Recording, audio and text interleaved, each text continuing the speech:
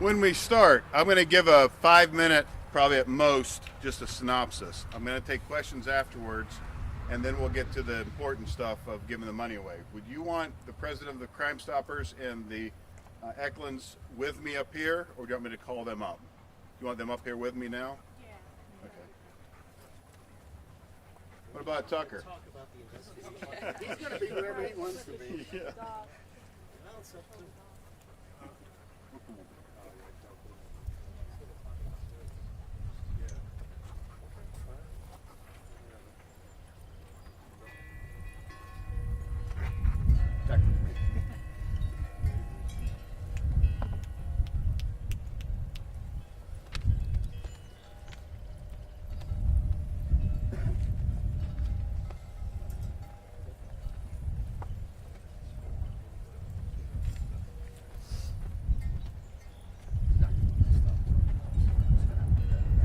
There you go.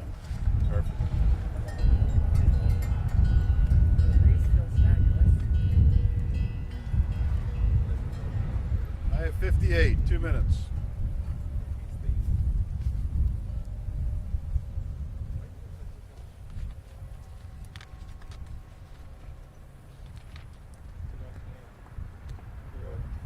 The reason I said I'm gonna turn that on is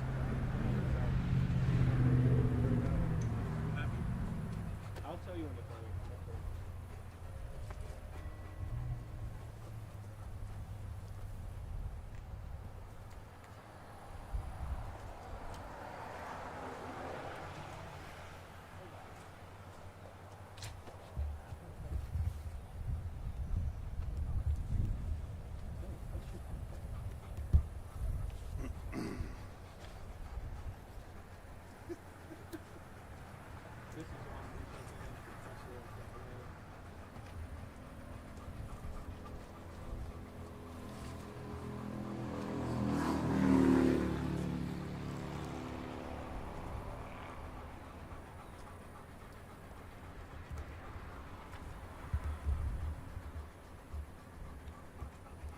One minute. Sit, buddy. Tucker, sit. Any of you guys want to give me a go signal in 30 seconds or whatever? Who's on a time? All right. Let me know. You give me a hand signal and I'll start. I'm new to this, so.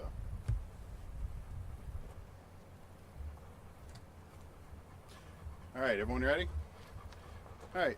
My name is Rob Green. I'm the District Attorney of Warren County. And first and foremost, I want to thank all law enforcement for everything that they did.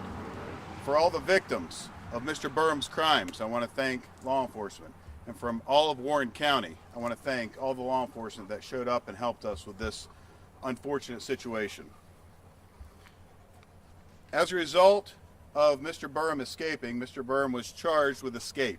At this time, he is the only person that has been charged. He is charged with a felony escape, and his preliminary hearing is the next hearing that will be scheduled. That hearing will be, it was scheduled on July 26th, next Wednesday, but it's been continued by defense counsel and we scheduled, we don't have a certain date for that yet. Defense counsel requested continuance. At this time, in regards to the investigation, at this time, there are no other individuals, inmates, staff at the Warren County Jail or others who have been criminally charged regarding the escape. The City of Warren is early in their investigation and it may take some time to complete. However, yesterday I began to receive reports from the Warren County, from the City of Warren Police Department. In those reports, there was information that could possibly implicate inmates at the Warren County Jail, that could possibly, and I emphasize possibly, implicate staff members at the Warren County Jail, and possibly others. The Warren County staff could be held criminally liable members if they were, we have no evidence that I've seen yet that they participated or were complicit with Mr. Burham. However, if they were criminally negligent, if they were negligent in their duties to make sure Burham or other inmates did not escape, they could be criminally charged. The controlling statute is 18 PA CSA 5121B as in Bravo. As a result of my review of this evidence and the possibility that staff of the Warren County Jail, a lot of whom I consider my friends, could be held criminally negligent and charged criminally, and also due to the fact that I'm on the Warren County Prison Board, this morning I sent an email requesting the Attorney General of Pennsylvania to take over the prosecution of Mr. Burham's escape charges.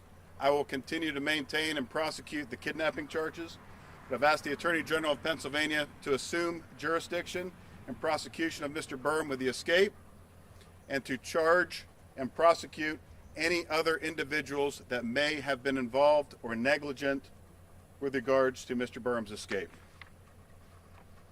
This does a number of things, but number one, it's going to show no impropriety. Because Warren County is a small town, and being the DA and knowing most of the jail personnel, I've made that decision, and I think it would be appropriate. The Attorney General, because it was this morning, has not responded to my request, but I assume that they are going to take jurisdiction in these matters.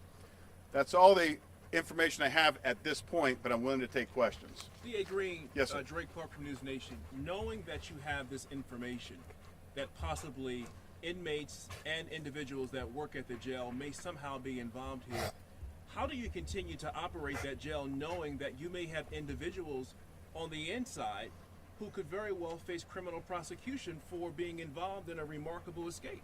It's an excellent question. Like I said, I haven't seen anything that shows that they were complicit or helped with the escape. It was mainly negligence issues, complacency issues, things of that nature. I can't imagine for the life of me that any of those jail guards that might be under investigation at this point wouldn't be straightening themselves up. So I don't see that as an issue. However, to make sure that there is no issue, I immediately, actually the next day after this happened, it was Friday morning after the escape, I called and talked to the Department of Corrections, Pennsylvania Department of Corrections, and asked them to investigate what was going on at the jail, what happened with the escape. It's my understanding that they started yesterday morning, and they have a team at the Warren County Jail to make sure that this doesn't happen again. Thank you. What kind of charges could they face? Well, On the level of how they helped, obviously. the charges could range from anything, because I haven't seen the entire investigation, but mainly what we're looking at is escape under 5121, and then possibly some type of criminal mischief for destruction of property, destruction of the fence that was broken through, any other destruction of sheets, things of that nature. Those are the two criminal statutes that I would be looking at mainly, but throughout the investigation, other charges may rise to the surface. DA Green, have you had a chance to talk to Burham at all? I know he's in Erie County Prison, an hour away from here, but have you or anyone from your team had a chance to speak with him, and has he implicated anyone on the inside helping him?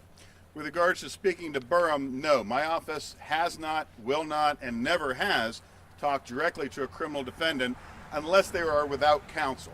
So Mr. Burham does have counsel. He's currently represented by the Chief Public Defender. I have spoken with the Chief Public Defender, obviously, with regards to these charges, but I have not talked to him personally. Mr. District Attorney, Yes, sir. Is there any indication that anyone knew yet about the bed sheets? Because that is the big question here. Besides the loose supports at the top of this thing, would anybody have knowledge of him collecting these bed sheets, and is that part of your investigation over it? Yes, it is part of the investigation. No, I will not answer that question. I have no comment on that. That's something the Attorney General will have to address, but that is an issue. You, Mr. DA, you are on the DA board. You're the district attorney. I am. How disappointed are you to know that individuals that you call friends are possibly involved in this escape? Well, I can't begin to tell you how affected I am by this. It's extremely unfortunate. I was talking to, I'm in close relationship with the district attorney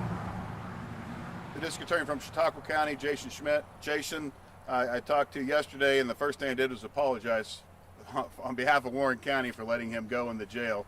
And he was extremely cordial, telling me I didn't have to apologize for all of Warren County, and we kind of laughed about that. We're working together to try to make sure that Mr. Burham never gets out of jail. With regards to the kidnapping charges, that has a 10-year mandatory or a 10-year max. With regard to the escape, there's a 7-year max.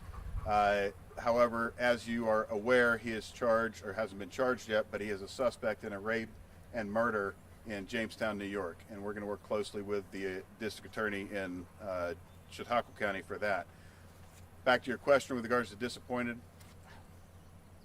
I'm floored. I'm mad. I'm livid. It's not the way. It's beautiful here. I mean, look at what a beautiful country we live in, and a beautiful county we live in. And this kind of thing happens. We don't want this kind of light to be shed on Warren County. It's a great place to live and raise a family.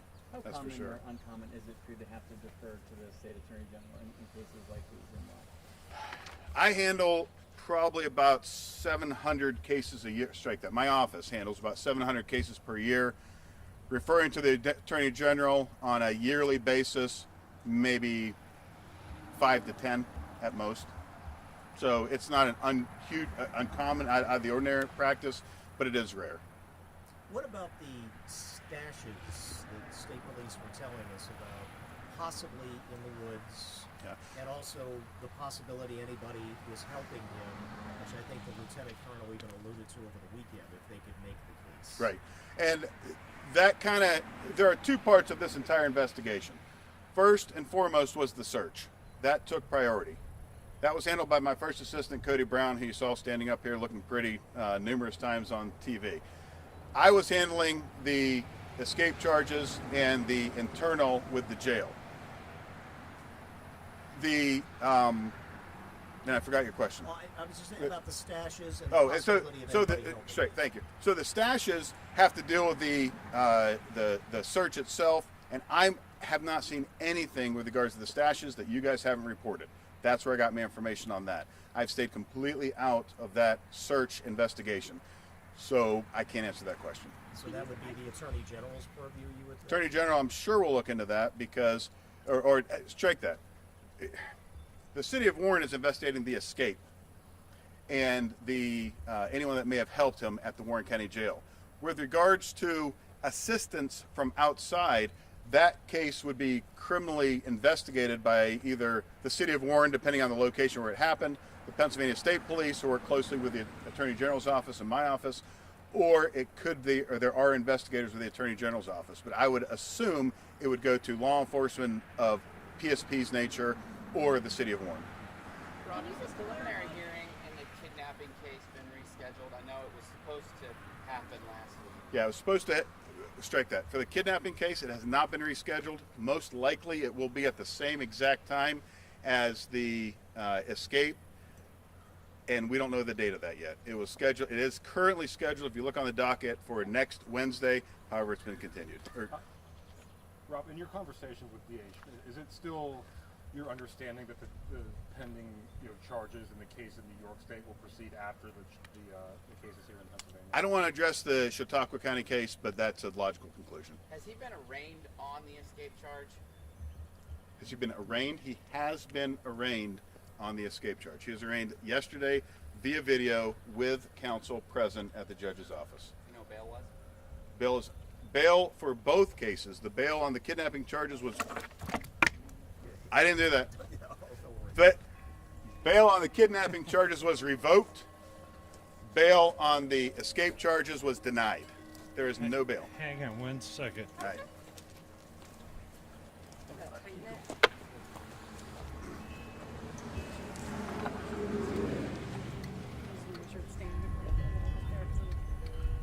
Can you rewind the video and see if I touched that or not? It was me or... It's rather windy here. It's a constant.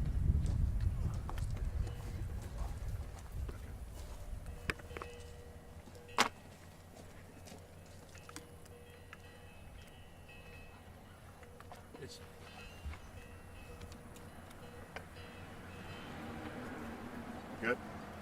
Rob, All can right. you explain a little bit? He was arraigned on a detainer, or he was picked up on the detainer. It's a federal detainer through the U.S. Marshal Service. That's correct. Is he looking at federal charges? How does that process I'm not work? aware of him looking at any. He's going to be having to answer to any federal charges. I assume with capital bold underlined, I assume it's going to be similar to the kidnapping charges when he was on the run a month and a half ago in Warren County and fled to South Carolina. There was a federal detainer. That federal detainer was released when he got back to New York State. So you were saying about bail, was no bail set? No, bail was not set, and bail was revoked on the kidnapping charges. So he has no bail possible on both sets of charges. And just clarify, you said, so there's no hearing date set, so no court appearances, a date has been set yet for his court appearance? That is correct. There is a date set technically of next Wednesday, but there is no. But it's the defense counsel has requested a continuance to review everything to be better prepared, and that date has not been set yet. As far as you know, will there be any federal Bureau of Prisons oversight, or is this strictly the State Department of Corrections that's coming in to look? Purely the state. Purely the state. Now, would that possibly change because there's some grandiose issue that they discover that I don't know about? Yeah, but that's extremely unlikely. Going back to the escape, do you have any suspects who you may be looking more into? Absolutely. But no, I won't tell you who. Rob, you were talking And that, hence the reason why I'm calling in the Attorney General's office. Can you tell me how many? No. Robin, talking with the city and Chief Rivera and everything, I know you said the investigation is going to take some time. Any timetable, or is it going to take as long as it takes? It's hard to say because any investigation, we tried to speed up this investigation because of the because of who it was and what's going on and the safety for the public and that kind of thing. Now we can slow back down. That being said, who knows where this is going to lead? I do not know what Mr. Burham said if he was interviewed on Saturday night when he was caught. If he gave information, I'm sure the City of Warren is investigating those leads at this point. So it's hard to say. It's going to be at least weeks, a month or more away. And I'll take two more questions because we want to get back to the At the very start, you did thank all law enforcement who eventually took him into custody and did all the search. Absolutely. How grateful are you to the couple that actually were the ones who weren't a part of law enforcement, that actually had a bigger hand in it than probably some of the law enforcement? You took my segue. Sorry. Hey, that's all right. So we're down to one question. I can't thank these guys enough, and it's actually funny because I knew the name Ron Eklund, but then again, it's a small town, and you just, when I talked to him on the phone, he said, "Oh, hey, Rob," like you knew me, and I didn't remember who he was. I used to hang out with Ron Eklund, well, my cousin did, and I knew him from 20 years ago, so I got to meet an old friend. One last serious question. But thank you very much. Yeah, Sorry to ruin the segue. that's all right. But last week, when we talked to Commissioner Eggleston in that press conference, Uh-huh. now that I think he was talking about internal discipline. Right. He said that would be confidential Yep. if anybody from the prison staff. Yep. And again, I know you're going to hand off to the Attorney General's office. Yep. But would that be a matter of public disclosure? And what charges, again, could, if criminal negligence is perceived here, Yep. or determined here? Yeah, whether it's public or not, it will be run by the commissioners and the prison board, which I am a member of the prison board, because and they will have access to some information from law enforcement that we have after the prosecution. So, what public information is going to be given out, that you'd have to talk to the commissioners with regards to their private investigation. The criminal investigation, as you know, we hold that stuff close to vest until the end of the prosecution, and then we're subject to right to know. And I try to be as transparent as possible, but at the same time, I got rules to follow, and I can't taint a jury. So I'm just saying, if that went criminal, if something's deemed on the part of the Attorney General, that will be publicized. Names will be named. If people are charged, absolutely. And one last question. Nobody. Okay, now for the reason we're here. I'm here with the Eklunds, but before I'm going to introduce Mr. Gary Barnes. He is the president of Crime Stoppers. So I'll turn it over to him and have him thank the Eklunds properly. Hello, everybody. So I'll just get right to it. Warren County Crime Stoppers is going to reward them with $2,000 in cash for the help and tips in capturing Mr. Burham. So Just thank you very much. We appreciate it. No, thank you. Thank you.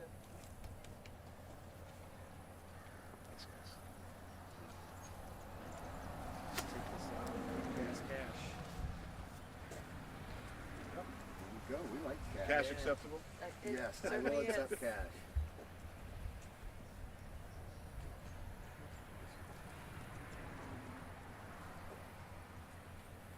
Hey, buddy. Come here. Tucker. And here's the real hero. No offense to He's like, the oh, Expos, what's but that? Who wants that? I think we already got some inside information. The Tucker share of this, I understand. You were saying, Cynthia, new collar. He got a new collar today. We bought a bucket of tennis balls. So that's probably a year's worth of tennis balls for him. He loves to play ball. Slide up to the microphones, please. Yes, he got a new, the collar he has on is brand new today. We bought a bucket of tennis balls, 48 tennis balls. He got a few new Kong toys. And there is a ribeye steak in the fridge waiting for him after all this is over. So how grateful are you to him and why? Wow, yeah. He's always been such a great dog. But for him to, like, he was protecting us, and you can't ask for a better best friend than that. Can you talk about when you approached him? I mean, there had to be some fear. I mean, when did you realize who he was? The second he stood up, we knew. Like, all of you, the pictures were everywhere. There's no way you could not look at him and know that who it was. And at the time, we were told he was armed. He could be armed and dangerous. So it was our exit. We wanted to get out of there as soon as possible, and which is what we did. And if you want to talk about how afraid we were, the 911 call, the people on the phone had to have thought I was nuts, because I was I was pretty adamant and saying, please, you need to get here. He's in my backyard. So yeah, we were definitely afraid. Would you you ever get say the he sense- was threatening in any way in his demeanor? No, Or was he was not. startled to see you, do you think? I think he was startled because Tucker was barking at Excuse me. Go ahead. Yeah, Tucker was actually really aggressively barking at him, which is, you've seen today that he barks at everybody, but it was different. And so yeah, I think he was a little afraid of what Tucker might do. What was it like after you made the phone call? You hang up. What do? Look out the window? No, we stood on the porch. We stood on the porch waiting Just for see if he help. would come up. Yeah, because we didn't want to go inside, because then we wouldn't know if he was approaching. But yes, and those few minutes before someone got here seemed like eternity. In hindsight, it wasn't. But yeah, so it was very, very surreal. I keep saying that word because it was not what we expected to do that night. Did he run? Did he run from you at all, or looked like he was moving fast? He was putting on his backpack when we left, and I thought I saw him take a few steps downstream, but he's not a dumb man, so he made those few steps before he turned around and went the other direction, obviously. And we didn't look back once we got in the golf cart.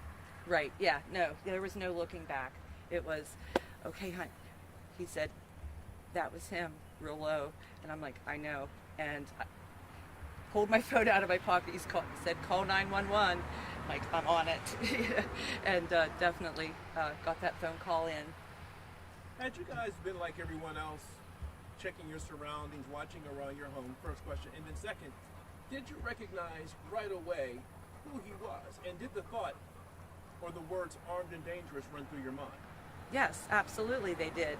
And we did immediately recognize him. It did not take, like I said, you can't live in Warren County at that point and not know what he looked like. And we both work with the public, so we were hearing, everyone was afraid, everyone was locking up, everyone was trying to take care and worried about them being in their backyard. But we never thought, of course we locked doors and took precautions, but quite honestly, we thought he had hiked a canoe and was in Pittsburgh or something. You know, we never would have thought that he was back there. It may be hard to. Sorry. Do you think you realized that you realized so soon who he is? That might be confusing. I'm sorry. Yeah. No. Yes. I'm sure he knew that we knew, or he wouldn't have been putting that backpack on and getting ready to go. But if he's really spent the whole time in the woods, how would he have known that, you know, that everyone knew what he looked like? So I really don't know the real answer there. You'd have to ask him.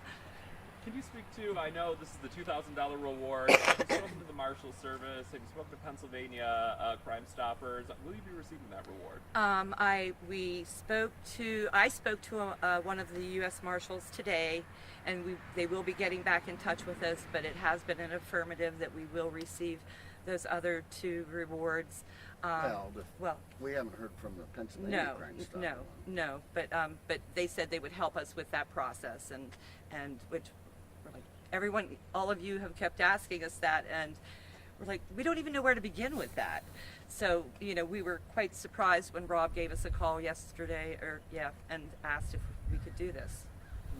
The fact that you guys were so calm in how you responded to him versus turning around, running away, screaming and hollering, do you think that played in your favor because it may have, you doing the opposite may have caused him to freak out, which could have put you guys in danger? Absolutely. So was it intentional for you guys to kind of slowly back away and handle it in a more calm and measured way? Absolutely.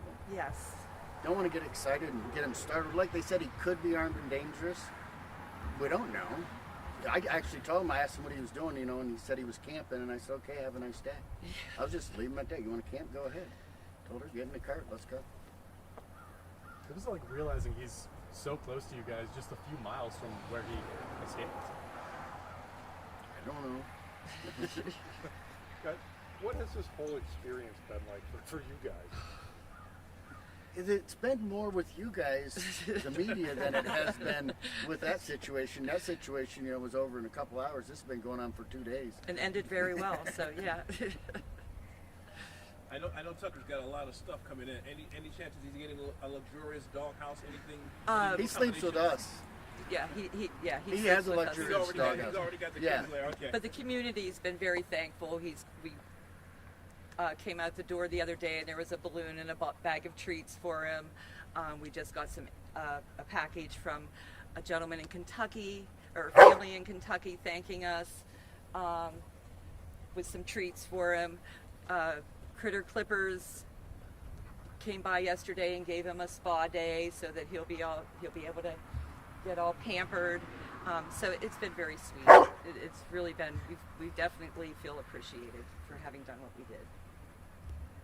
Just how neat has that been to see all the support from this community? Rob talked about how great this community is. Yes. Just the support you guys have gotten from everyone since it happened. Oh, it's been wonderful. Everybody knows us now. Anywhere we go downtown to the store, everybody knows who we are.